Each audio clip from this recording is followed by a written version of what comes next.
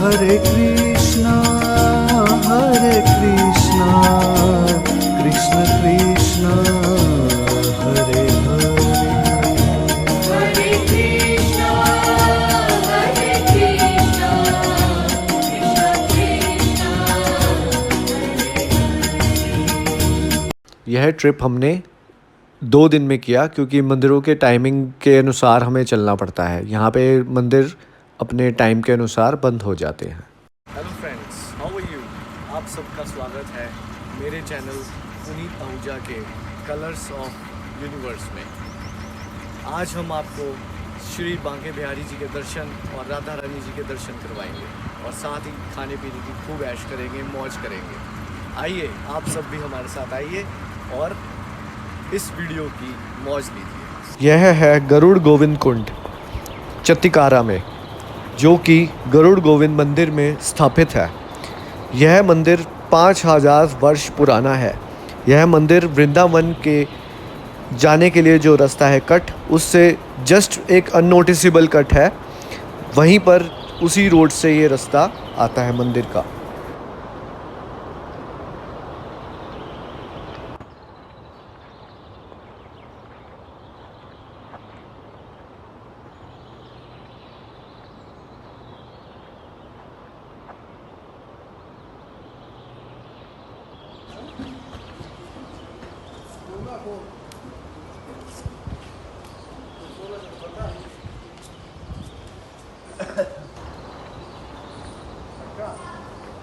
इस मंदिर में भगवान विष्णु श्री गरुड़ जी के ऊपर विराजमान हैं 12 हाथों के साथ, और उनका एक पैर श्री सत्यप्रभा देवी जी की तरफ है और दूसरा पैर श्री रुक्मिणी देवी जी की तरफ है। बोलिए वृंदावन बिहारी लाल की जय, राधा रानी की जय।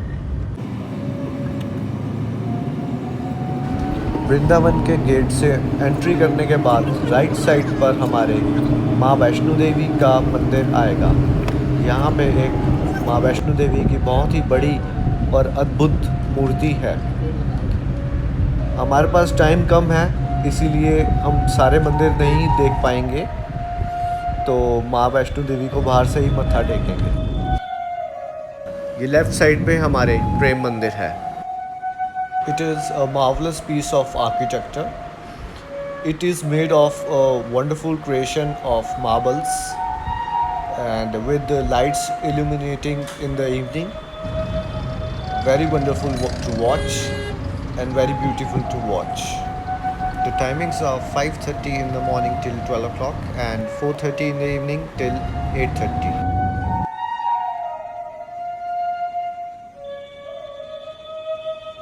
श्री बांके बिहारी मंदिर जाने के लिए रास्ते में आपको कई प्रकार की दुकानें मिल जाएंगी, जिसमें आपको श्री कृष्ण भगवान की वेशभूषा और साज सामग्री का सामान और कई अलग अलग चीज़ें, मूर्तियाँ वगैरह यहाँ मिल सकती हैं, और खाने पीने की भी यहाँ खूब ऐश है।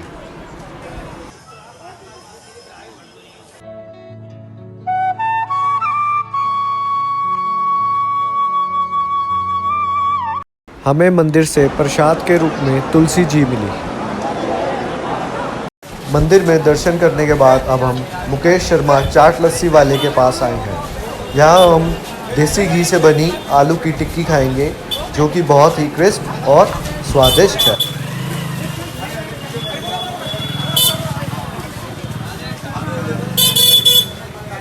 लो जी, टिक्की तैयार है और इसे खाते हैं।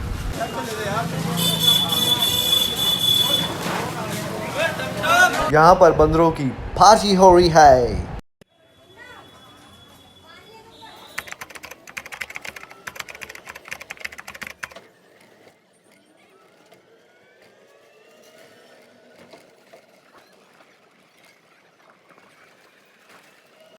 अब हम आए हैं निधिवन। निधिवन एक अत्यंत ही पवित्र और रहस्यमय धार्मिक स्थान है। मान्यता है कि निधिवन में भगवान श्री कृष्ण और श्री राधा रानी आज भी रात्रि में रास रचाते हैं। रास के बाद निधिवन परिसर में स्थापित रंग महल में शयन करते हैं। रंग महल में आज भी प्रसाद माखन मिश्री प्रतिदिन रखा जाता है।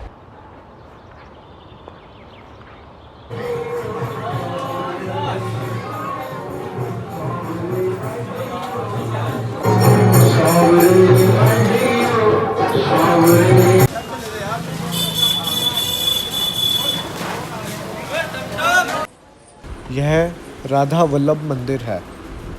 यह एक बहुत ही प्राचीन मंदिर है। यहाँ पर श्री कृष्ण राधामयी हो जाते हैं। श्री कृष्ण में राधा और राधा में श्री कृष्ण नज़र आते हैं।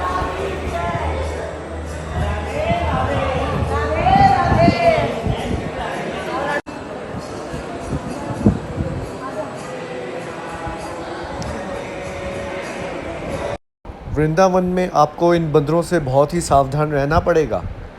ये बहुत ही चतुर दिमाग के हैं। ये आपका मोबाइल, पर्स, चश्मा कुछ भी लेके जा सकते हैं और जब तक आप इन्हें लालच नहीं देंगे तब तक ये आपका सामान लौटाएंगे नहीं। देखिए इन बंदरों को। एक बंदर ने केला ले लिया है पर चश्मा नहीं लौटाया और उसके साथी ने वही चश्मा अपने पास छिपा कर रखा है। हालांकि इन भाई साहब ने उन्हें केला तो दे दिया है, लेकिन लगता है उसका इस एक केले से पेट नहीं भरा। उसे और भी कुछ चाहिए, शायद फ्रूटी भी, कुछ भी खाने का सामान उनकी पसंद का आप देंगे, वो आपका सामान आपे वापस बिना किसी हानि के लौटा देंगे। मैंने भी ये वीडियो बहुत ही डर के बनाई है, कहीं मेरा मोबाइल ही ना ले जाते। बाकी प्रभु की लीला जो उन्हें मंजूर। वृंदावन में श्री कृष्ण के श्रृंगार का बहुत ही अद्भुत और बहुत ही सुंदर सामान मिलता है। सजावट के लिए भी बहुत ही कुछ मिलता है और मूर्तियाँ भी आप देख सकते हैं, बहुत ही सुंदर हैं। हमने इस दुकान से भी कुछ सामान खरीदा। बेशर्म बटर पनीर वाला चिला,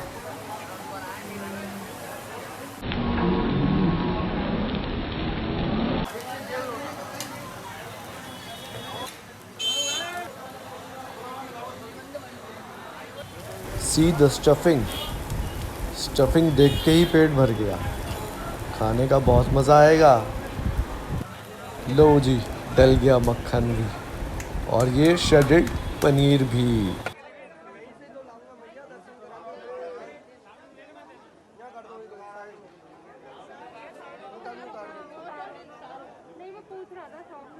और अब बारी आई कांजे बड़े, बहुत ही पाचक है ये।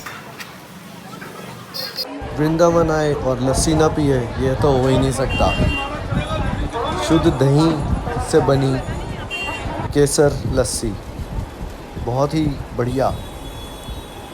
यह दुकान श्री बांके बिहारी मंदिर से बाहर निकलते समय राइट साइड पे पड़ेगी।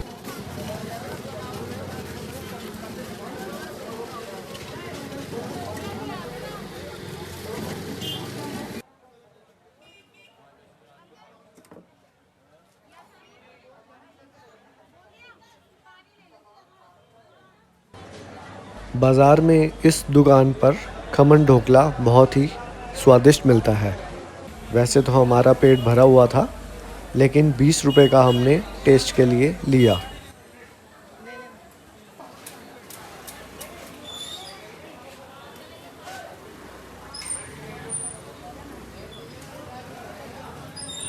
वाकई में ही बहुत ही स्वादिष्ट है और ये घंटी बजा दी।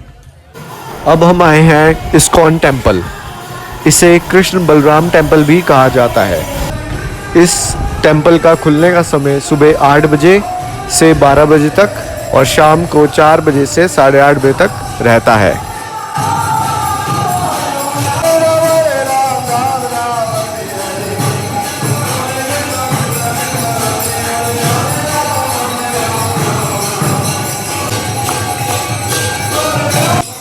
यहाँ पर आप भक्तों का उत्साह और जोश देख सकते हैं, पूर्ण समर्पित श्री कृष्ण भगवान की लीला में।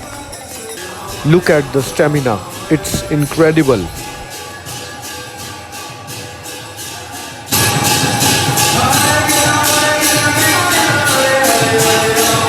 गर्मियों में बहुत ही रिफ्रेशिंग ड्रिंक है ये गन्ने का juice, live in the making.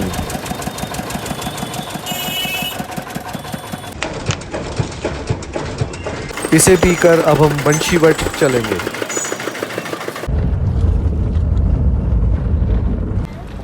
देखिए कितना बढ़िया रास्ता है बंशीवट जाने का। यमुना नदी के ऊपर से अब हम जाएंगे। यह एक बहुत ही पुराना ब्रिज बना हुआ है जिसके ऊपर से हम जा रहे हैं।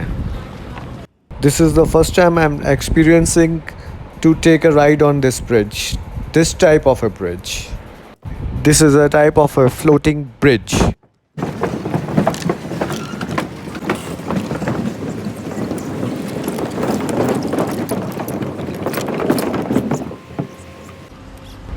बंशीवट जाने का ये रास्ता है, थोड़ा सा रोड ख़राब है पर बढ़िया मज़ेदार है।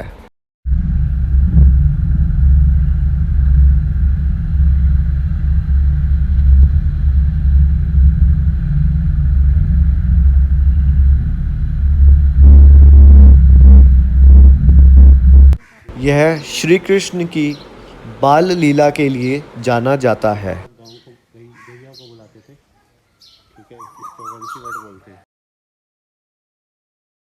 इस जगह का नाम बंशीवट इसलिए पड़ा क्योंकि श्री कृष्ण बाल रूप में इस पेड़ की शाखाओं पर बैठकर बंसी बजाया करते थे।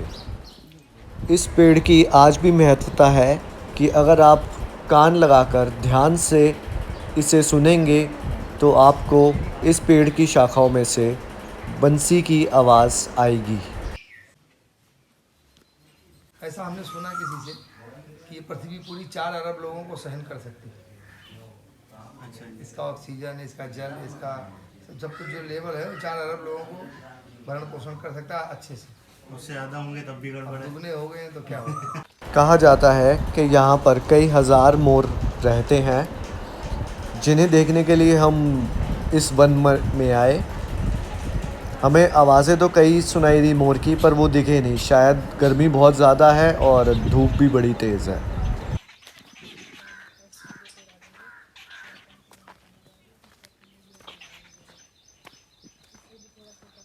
बंशीवट से कुछ ही दूरी पर भांडीर वन है। भांडीर वन एक बहुत ही ऐतिहासिक स्थल है जहाँ ब्रह्मा जी ने श्री राधा रानी और श्री कृष्ण भगवान का विवाह करवाया था। हिंदू धार्मिक ग्रंथ ब्रह्मा वैभद्र पुराण और गर्ग संहिता में इस स्थल का विस्तार से वर्णन है।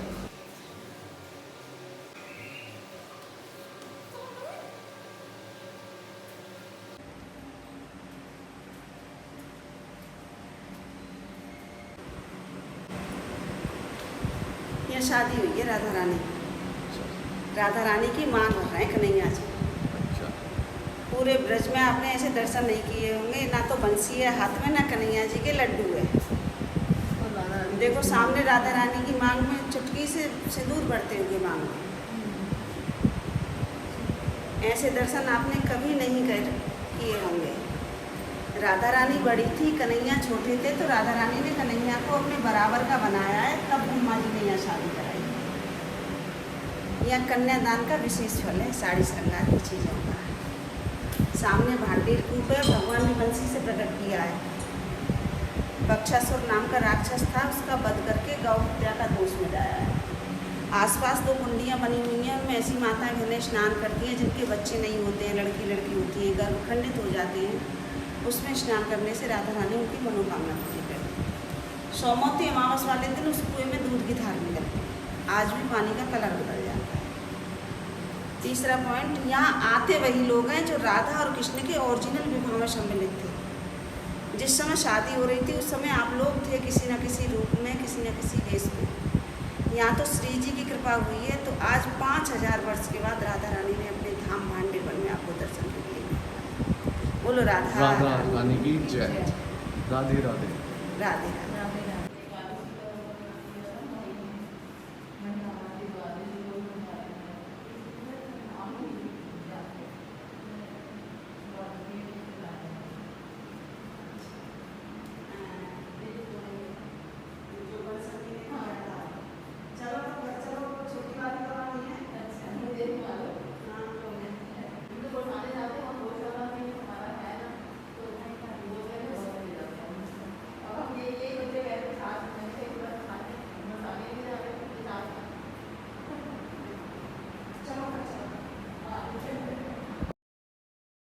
मंदिर के साथ ही गौशाला है, तो हम थोड़ी देर यहाँ आए देखने के लिए।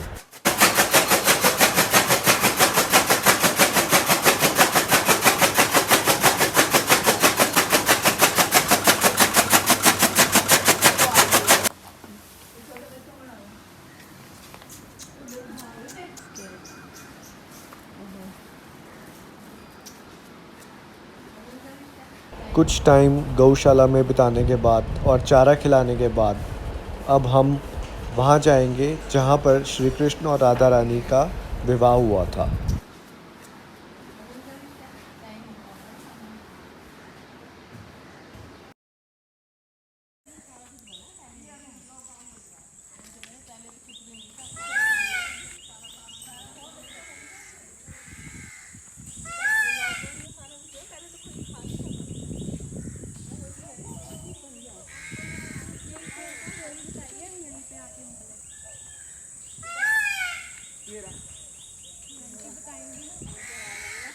यह वह स्थान है जहाँ ठाकुर जी की शादी हुई थी। यह गठबंधन है श्री राधा रानी और ठाकुर जी का। इनके बारे में बताओ थोड़ा। चलो ये फेरे वाली जगह है, यहाँ ठाकुर जी के फेरे हुए थे। अच्छा अच्छा ये मंडप है ना, मंडप की जैसे मंडप होता है शादियों में, वो चीज़ है। अच्छा अच्छा। अब वृक्ष के रूप में हो गए ना ये। वृक्ष है। हाँ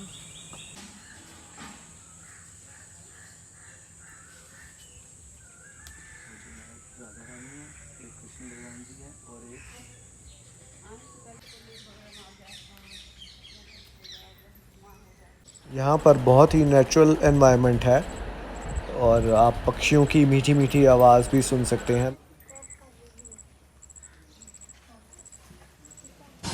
ब्रिजवासी चुस्की भंडार की रेड़ी देख के हम रुक गए। यहाँ वृंदावन में आप आएँ और आपको चुस्की वाली रेड़ी ये वाली मिल जाए तो ज़रूर टेस्ट कीजिए, ये बहुत ही स्वादिष्ट बनती है।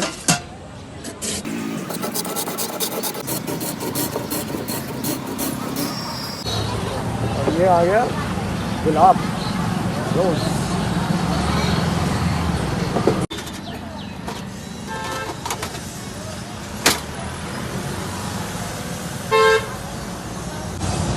बहुत बढ़िया भाई, बहुत बढ़िया।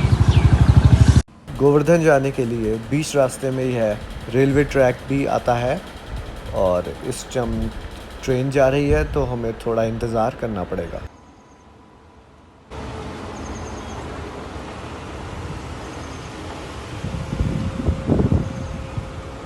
श्री गोवर्धन की परिक्रमा 21 किलोमीटर की है, जिसे कई लोग पैदल करते हैं और कई जने इलेक्ट्रिक बैटरी रिक्शा में करते हैं। हमने बैटरी रिक्शा ली। रास्ते में बंदरों को खिलाने के लिए हमने केले लिए। इनका भाव यहाँ पर 100 रुपये के 4 किलो है। परिक्रमा की शुरुआत जतिपुरा से और सामान्य जन मानसी गंगा से करते हैं।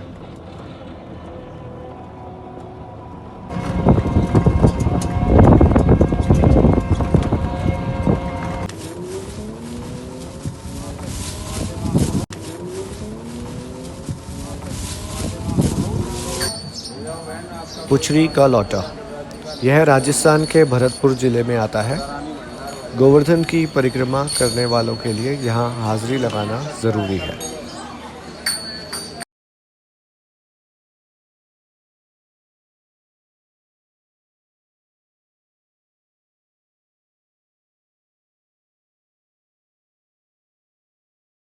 यह गिरिराजी मंदिर है। यहाँ पर श्री कृष्ण भगवान ने गोवर्धन पर्वत को उठाया था।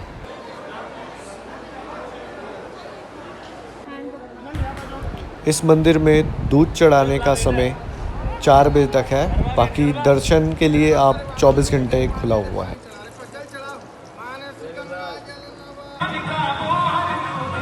अब हम आए हैं मानसी गंगा। यह श्री कृष्ण के मन से प्रकट हुई है।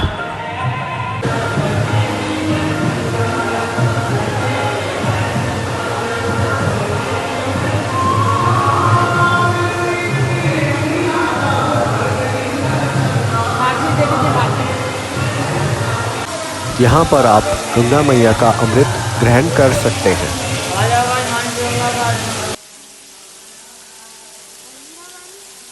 गंगा मैया के अमृत से अपनी प्यास बुझाने के लिए बंदर भी आए हुए हैं।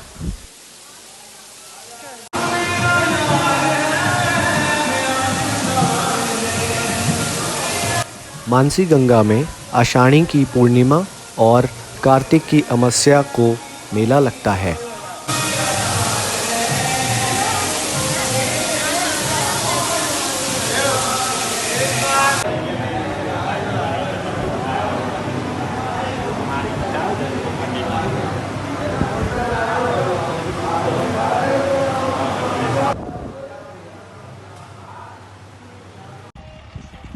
मंदिर से निकलने के बाद हमने यह वीडियो बनाई। यहाँ पर ट्रैक्टर एक खेत जोत रहा है और बहुत सारे पक्षी वहाँ पर कीटनाशक का काम कर रहे हैं। यह नेचुरल इकोलॉजिकल सिस्टम इसको कहेंगे। यह पक्षी जितने भी कीड़े मकोड़े इस खेत में हैं उससे अपना पेट भर रहे हैं और साथ ही खेती के लिए मिट्टी को उपजाऊ बना रहे हैं।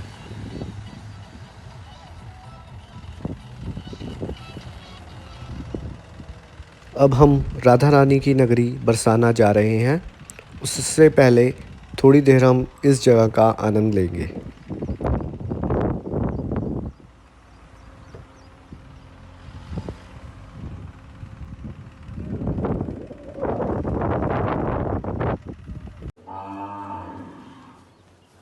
वृंदावन और मथुरा में आपको बहुत सारी गौशाला मिल जाएंगी। उससे में एक यह भी है। हम थोड़ी देर यहाँ रुके। ऊपर सामने आप देख सकते हैं राधा रानी का मंदिर।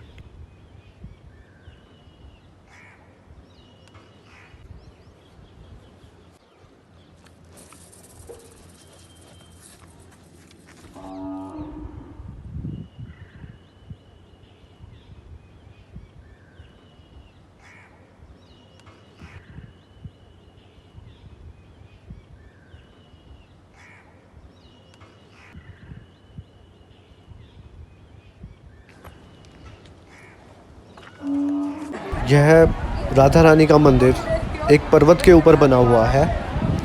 यहाँ पर राधा रानी कृपा नहीं करती बल्कि बरसाती हैं। बोलो राधा रानी की जय। पुजारी जी के सामने आप लोग ज़्यादा देर तक जब घट लगा के खड़े नहीं हुए और वो फूलमाला लेके आए आप लोग भैया पुजारी जी के लिए ना गए फिर मोहम्मद की आखिरी वो आप लोग फूलमाला में आने के लिए चाहिए इससे भूल लगे। मंदिर के ऊपर से नीचे देखने का दृश्य बहुत ही मनमोहक है। बहुत ही बढ़िया लगता है। बहुत ही अच्छी हवा चल रही है। इस झंडे की फहरावट की तीव्रता से आप अंदाज़ा लगा सकते हैं।